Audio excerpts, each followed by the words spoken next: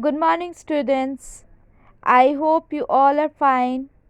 Now, today in English Literature for Class 6, let's take our last chapter, A Tale of Two Cities, that is our novel. We'll take chapter 8, Lucy is Married. In Soho, Lucy is talking with Dr. Mene on the evening before her wedding with Charles Darnay. Yes, children, Lucy was getting married to Charles Darnay. She tells her father that she would have been perfectly happy with him if she had not met Darnay, and that she would never leave his father.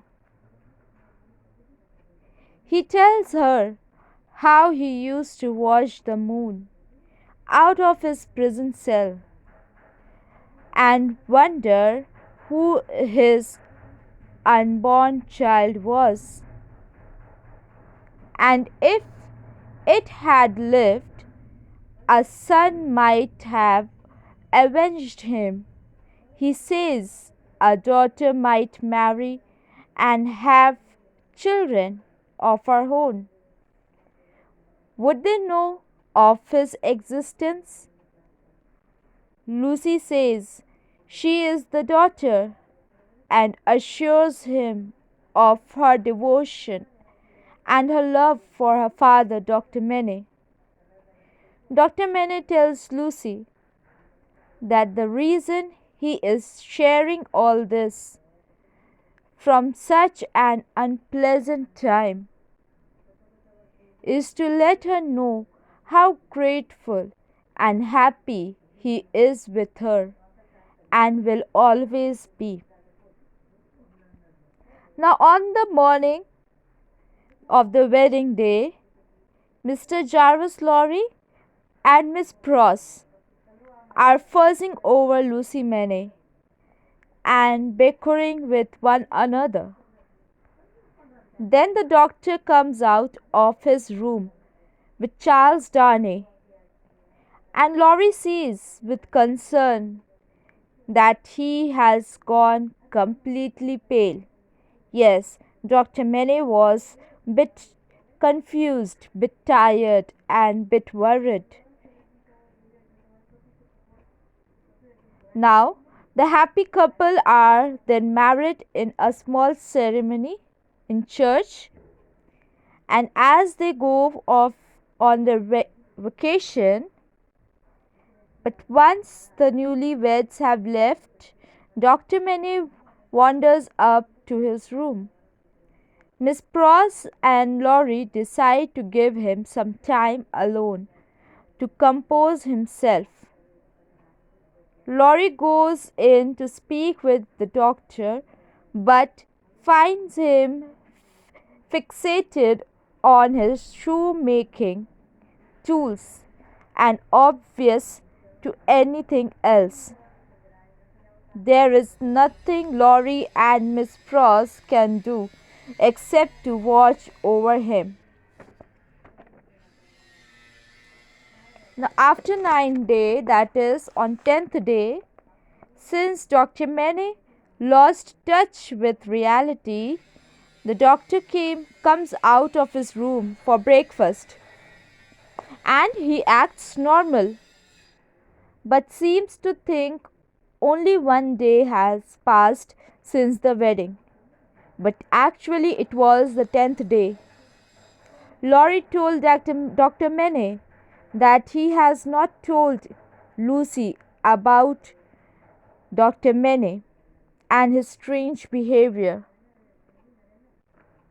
Laurie told Dr. Mene to remove all his shoemaking tools, to which Dr. Mene agreed, although he didn't want it to. Later on, Laurie chops up the shoemaking bench while Miss Pross holds a light for him. They burn the pieces and use the tools in the garden. Now, after Laurie and Lucy return from the vacation, we see that Sydney Carton came to visit them. Carton requested Charles to let him spend time with them when he chooses to, which he promised would not be too often. Charles Darnay agrees to it. Later that night, Lucy told Charles to show some respect to Carton because he has wounded heart and he is capable of good things, to which Darnay agrees. Now 6 years have passed. Lucy gave birth to a beautiful daughter, and her name is also Lucy. Now Carton was the first stranger to whom little Lucy held out her chubby arms, and he kept his place as she grows. And now Mr. Stryver married a rich widow who had 3 sons. And like this chapter ends over here. I hope you have understood this chapter, that Lucy got married to Charles Darnay, and Charles Darnay told something to Dr. Mene which disturbed him completely. Now we see that Lorry told Dr. Mene to destroy all his shoemaking tools, to which Doctor agreed. And later on, Mr. Lorry and Miss Pross chops up all the shoemaking bench and all the shoemaking tools. Then we see that Lucy gave birth to a beautiful child, a beautiful girl, and her name is Lucy itself. And Sydney Carton had already requested Charles Darnay to allow him to come and visit the family, and Charles Darnay agreed to it. And Lucy, the small child Lucy, met Sydney Carton, and Sydney Carton and Lucy used to spend time, and he was the only stranger whom little Lucy used to meet and used to go and spend time with.